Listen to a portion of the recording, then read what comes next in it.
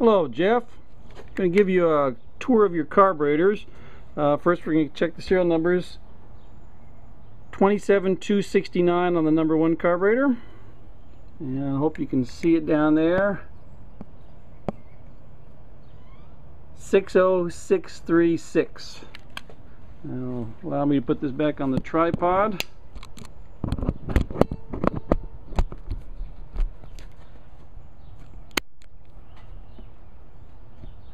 Alright, quick tour of what we've done.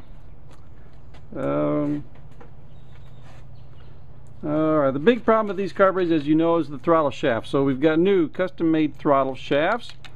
We've got new throttle plates, also called the butterflies, custom-made to the newly machined bores. Got the throttle shafts right on bushings in the bodies, where they didn't used to have any bushings.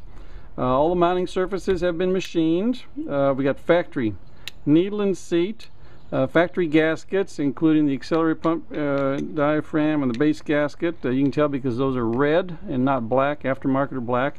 Got brand new red diaphragm here for the vacuum secondary. Idle mixture screws have been machined and made perpendicular to the bores. You wouldn't believe how sloppy these things were when they came out of the factory. The idle mixture screw on the second barrel is a dummy. It is not used for anything, and don't try to adjust it. I got it Loctited in place. This is the only idle mixture screw that functions, just on the first barrel. And we got helicoils as necessary in all the usual spots, which is where the threads pull out of these old pot metal carburetors. Anodized aluminum plates that go between the base of the carburetor and the intake mounting gaskets, and the reason for that is because the flats of the mounting surfaces were machined, and we needed to reinforce them because these carburetors do have a tendency to crack, and that anodized aluminum plate should prevent that. All steel parts are cadmium plated like original, not zinc. One thing I'm sure that you guys will do, but I want to point out just in case, when you're mounting the intake, the fuel intake into these carburetors, use 2 wrenches. Otherwise you run the risk of pulling the threads out of the float bolt cover. When you're tightening the carburetors,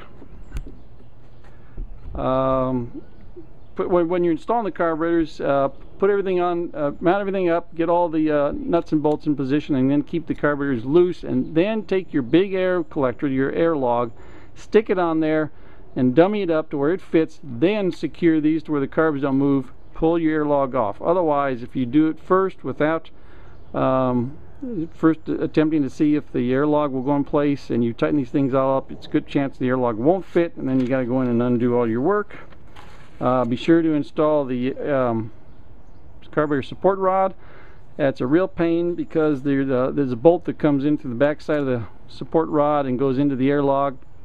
Hard to get your little fingers in there. What we suggest is you braze that bolt onto the carburetor support rod from this side, and then all you have to do is slip in the air log and run a nut on it, and you're ready to rock and roll. There's a remote possibility on these carburetors that this counterweight will hit this lever down here, so watch for that when you're in your mounting process. You got about 1/8 of an inch clearance typically, and that's usually what you end up with, and that's okay, but I just want to make you aware of it. Linkage is critical to these things. You want to make sure that your cross shaft here has got new bushings in it, and you got a new shaft in here.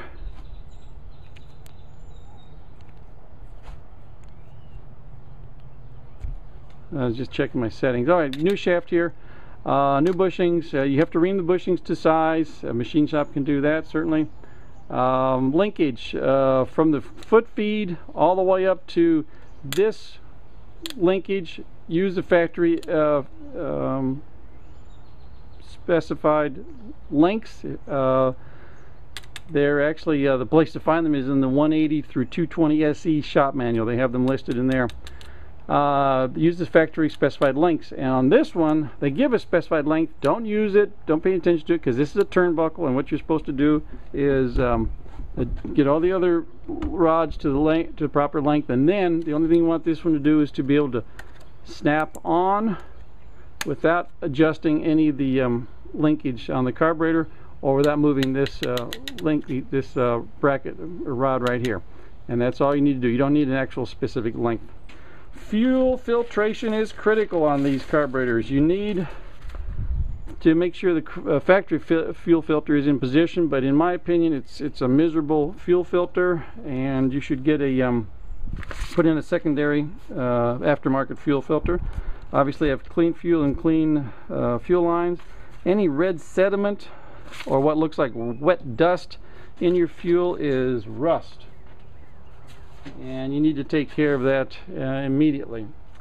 Right, so that is the tour of the carburetors, and I will post that on YouTube. And next video we'll have is going to be tuning the carburetors. Thank you.